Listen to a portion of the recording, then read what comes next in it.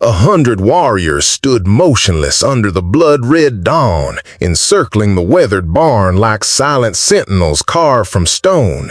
Their painted faces revealed nothing but their eyes fixed on the lone rancher who stood in the doorway, shotgun trembling in his scarred hands, held the weight of generations. Behind him, hidden in shadow, was what they had come for. The crowd from town watched from a distance, faces pale with the memory of last night's cruelty.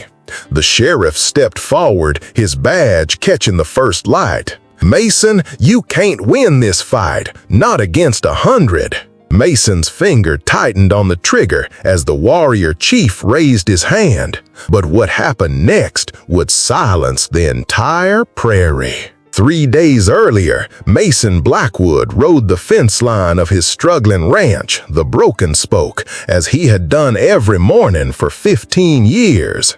The land was unforgiving, cracked earth that seemed to swallow water and hope with equal thirst. His father had died trying to tame these acres, and Mason bore the same stubborn determination in the lines of his sun-weathered face.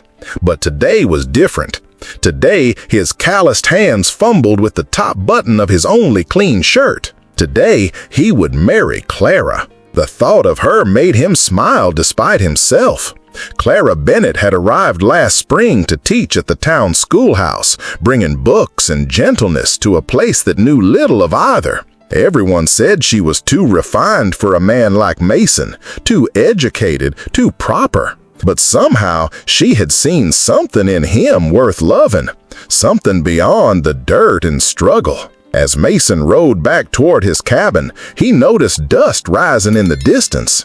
Riders approaching, 5, maybe 6. His hand instinctively moved to his rifle. The Broken Spoke sat at the edge of disputed territory. The railroad wanted it, the cattle barons wanted it, and the displaced Lakota people, forced onto reservations, but still proud, remembered when all this land was theirs. The riders came into view, townsfolk. Leading them was Harold Fletcher, the banker who held the mortgage to Mason's struggling ranch. Fletcher's daughter had once set her cap for Mason before he chose Clara instead.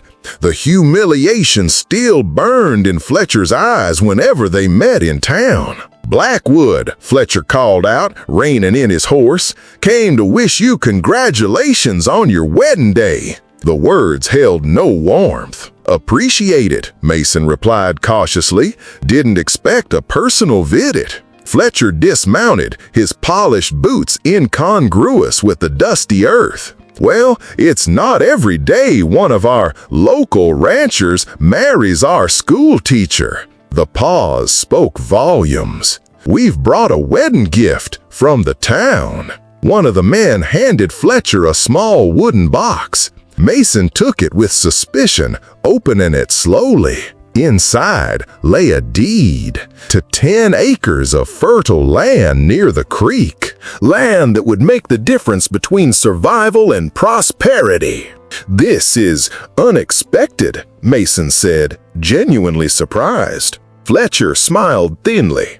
"Clara Bennett has brought culture to our community. We want to ensure she's comfortable." Mason studied the man's face, searching for the trap. "And what's the price for this generosity?" "No price, just an invitation to your wedding celebration tonight. The whole town wants to honor you both." As they rode away, Mason watched them go, the deed heavy in his hand. Something felt wrong, but the prospect of giving Clara good land where things could grow, where they could build a proper home, was too tempting to question. But his kindness in accepting their gift would soon summon something far greater than gratitude. That evening, the town hall was transformed. Lanterns cast a golden glow over tables laden with food. Clara was radiant in her mother's wedding dress, her gentle eyes finding Mason across the crowded room as he entered. For a moment, he forgot his unease, forgot the hardship of the ranch, forgot everything but her. As they exchanged vows before the traveling preacher, Mason felt a happiness he'd never known. Townsfolk he barely spoke to clasped his shoulder, offered congratulations. Fletcher made a toast to the unlikely couple, drawing laughs that Mason chose to ignore. Clara's hand in his was all that mattered. The night progressed, and Fletcher insisted on another toast, and another. The liquor flowed freely, too freely. Mason noticed Clara's discomfort as the speeches became increasingly pointed. Jokes about the rough rancher and his delicate bride. Insinuations about how long such a marriage could last. "Perhaps Clara can teach him to read before the baby comes," someone called out, and the room erupted in laughter. Clara squeezed Mason's hand under the table. "It's just wedding teasing," she whispered. But her smile had dimmed. Fletcher stepped forward again, raising his glass. "We've prepared a special wedding night gift for you both." His eyes gleamed with something ugly, a reading. Two men dragged forward a trunk. Mason recognized it instantly. Clara's personal chest, the one she kept beside her bed at the boarding house. His stomach tightened as Fletcher produced a small book bound in blue leather. "Clara's diary," Fletcher announced. "Let's see what our school teacher really thinks of her new husband." Clara gasped, rising to her feet. "That's private! How dare you!" Fletcher ignored her, opening to a marked page. "Dear Diary," he read loudly, "Mother would be horrified by my choice. Mason is everything she warned me against. Uneducated, rough-hewn, a man of the earth rather than ideas." The room fell silent. Mason felt each word like a physical blow. "But perhaps that is why I am drawn to him," Fletcher continued, his voice mocking. "Is it rebellion against my upbringing, or merely the romantic notion of taming the wild man?" Clara lunged for the diary, but Fletcher's men held her back.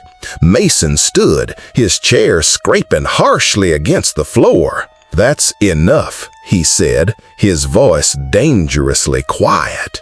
Fletcher's smile widened. "But we've only just begun. Listen to this entry from last month. I sometimes wonder if I am making a terrible mistake. Mason will never understand the books I love, the music that moves my soul. We live in different worlds.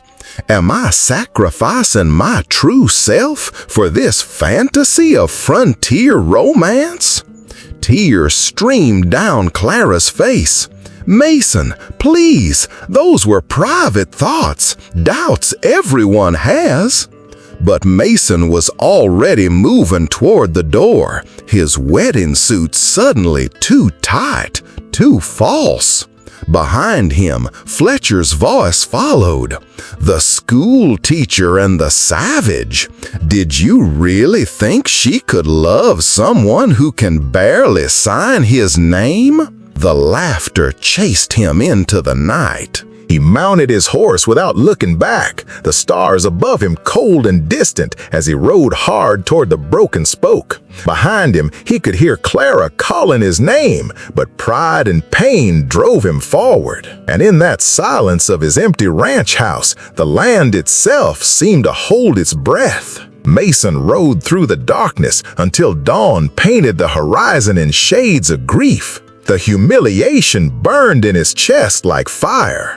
Not for himself, he had weathered the town's disdain before, but for Clara. They had violated her privacy, twisted her words, used her most intimate thoughts as weapons. He dismounted at his barn, leading his exhausted horse inside. There, curled in the hay, was a small figure. Mason reached for his gun, then stopped.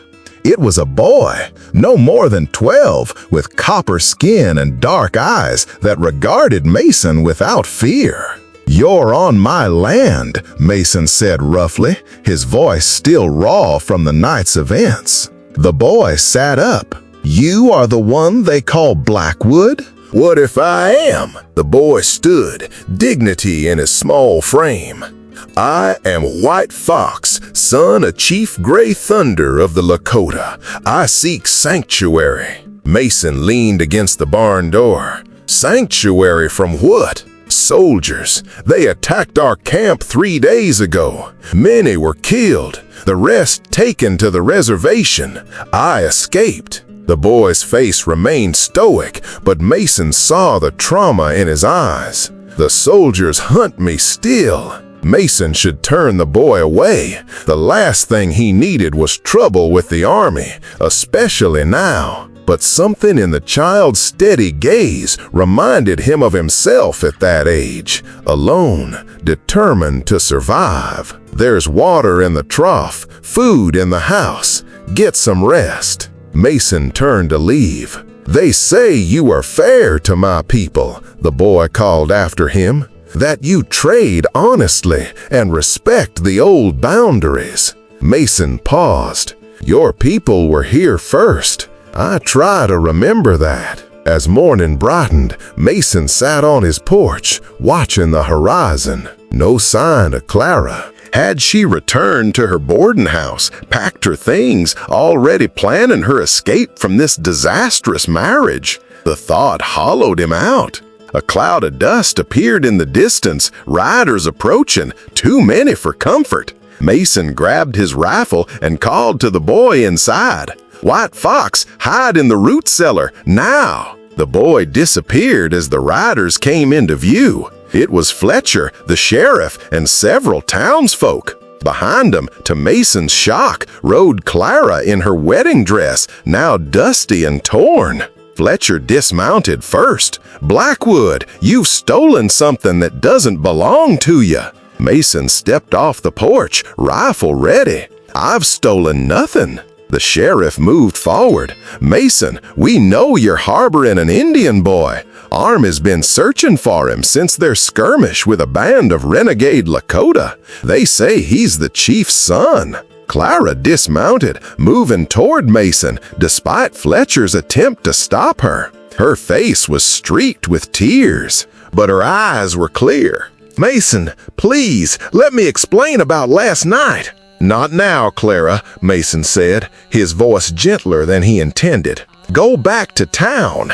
I'm not leaving, she said firmly. This is my home now, with my husband. Fletcher laughed. Your husband is about to hang for harboring an enemy of the United States government. The accusation hung in the air like gun smoke.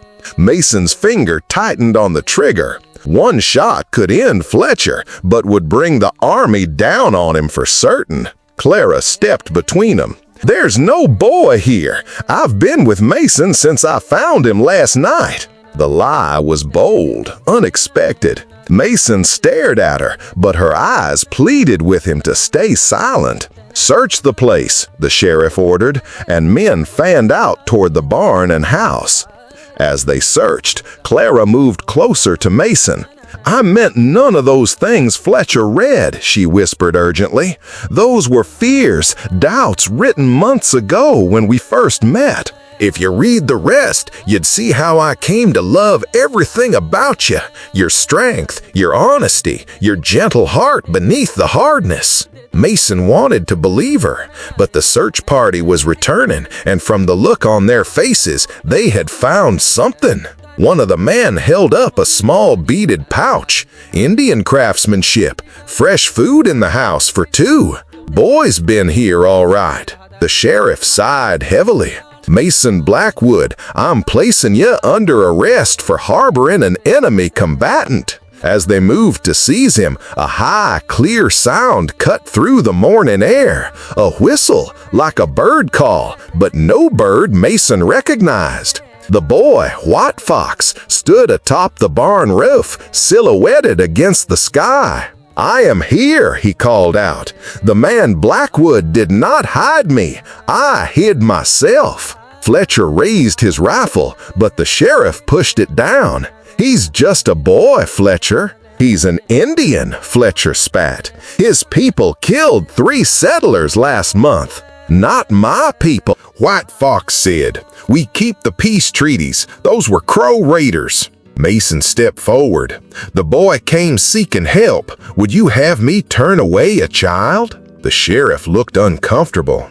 "The army's offering a reward for him. They believe his father is planning an uprising." White Fox descended from the roof with surprising grace, standing tall before the armed man.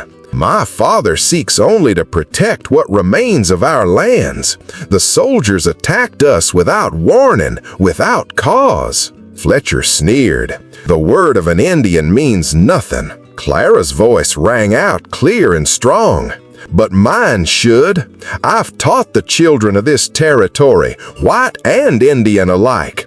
I've read the treaties, the reports. The army has broken faith time and again." The tension crackled between them all, a spark away from violence. Then, from the boy's pouch, Clara withdrew something that caught the morning light. A medal, tarnished but unmistakable. "Do you recognize this, Sheriff?" she asked, holding it up.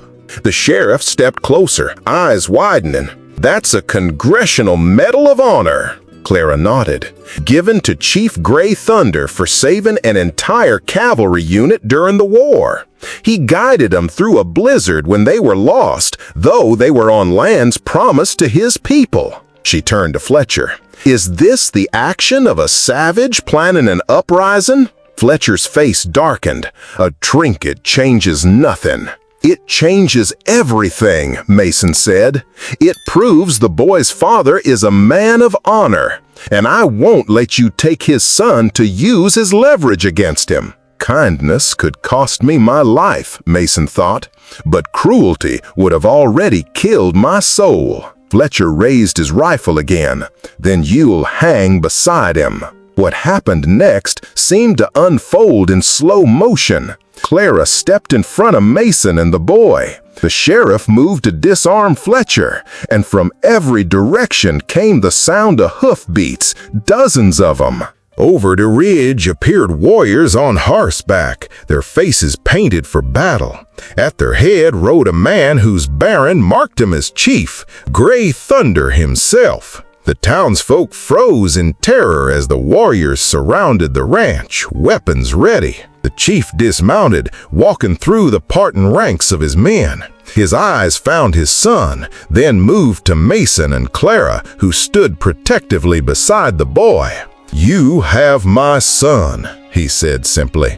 Fletcher, sweating now, pointed his gun at Mason. "This man stole him from the army." "This man," Gray Thunder said with quiet dignity, "protected a child who sought refuge, while you, who take our land, break your treaties, kill our people, you would return a boy to those who murdered his mother?" The accusation hung in the air like thunder before the storm. Mason stepped forward. "Your son came seeking help. I gave it, nothing more." Gray Thunder studied Mason's face. "You are the one they call Blackwood, the one who respects the old boundaries?" Mason nodded once. "My scouts have watched your ranch for many seasons.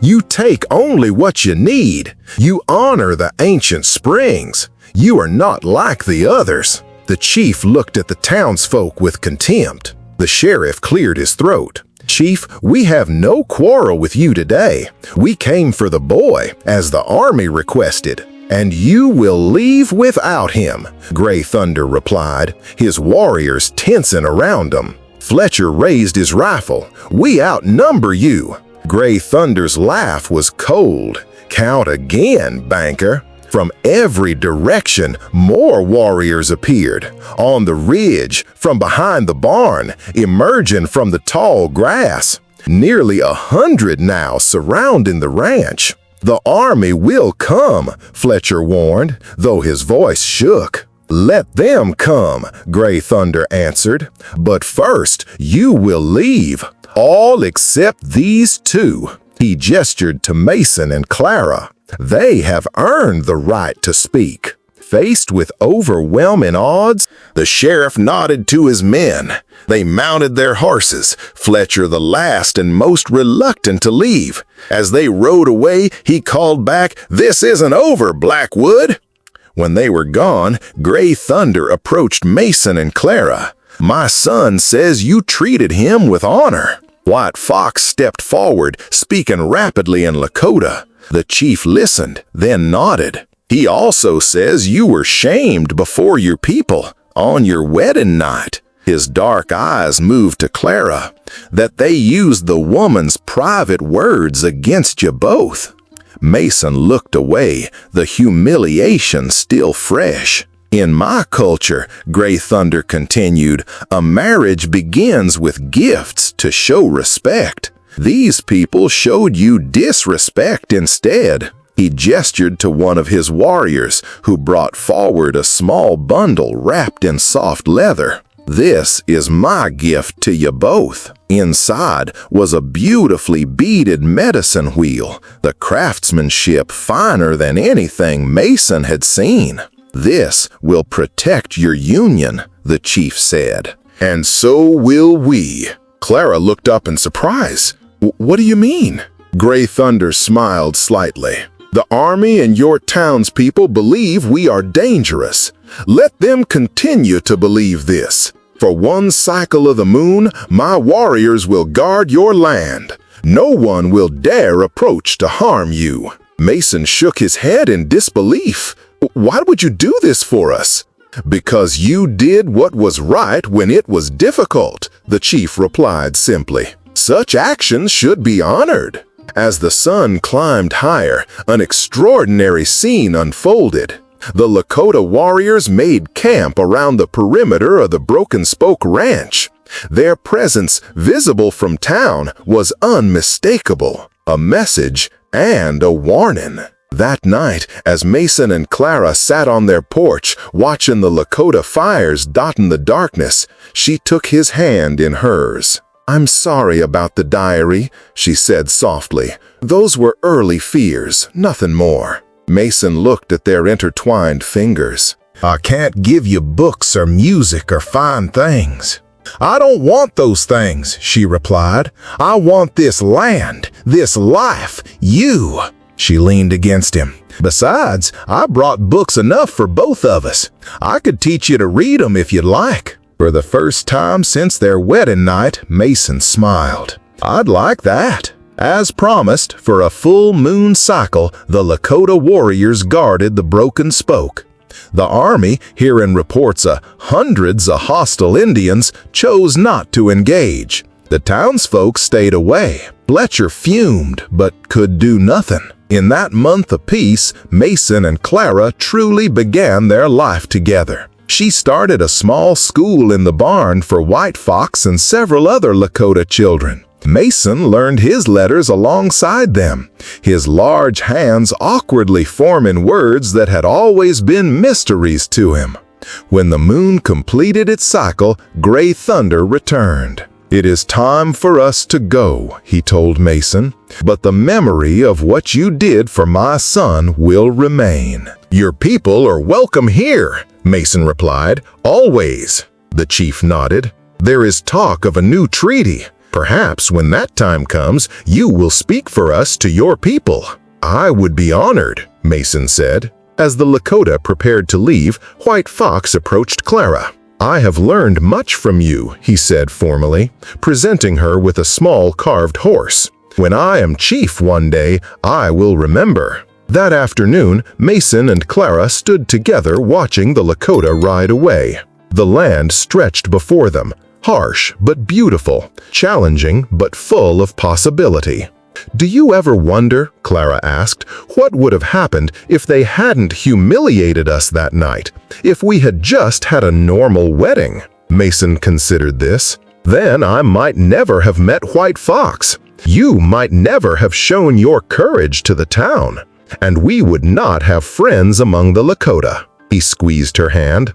"Sometimes humiliation leads to honor, if we're brave enough to stand through it." Years later, when the railroad finally came through the territory, it was Mason Blackwood who negotiated the treaties that protected both settler and Lakota lands. The Broken Spoke became known as a place where all were treated with dignity, a small island of peace in a troubled time. And it all began with a wedding night of humiliation, followed by a morning when 100 warriors stood guard in silence. Proof that sometimes the greatest strength comes not from power, but from doing what is right when everything stands against you. Would you have had the courage to shelter a child from a different world, knowing it might cost you everything? Sometimes the truest test of character comes not in how we face our enemies, but in how we protect those who cannot protect themselves. Subscribe for more powerful stories of frontier justice and unexpected alliances. And click on the video on the screen to watch what happened when a lone sheriff faced down the most feared outlaw in the territory, with a twist that will leave you questioning everything you believe about justice and mercy.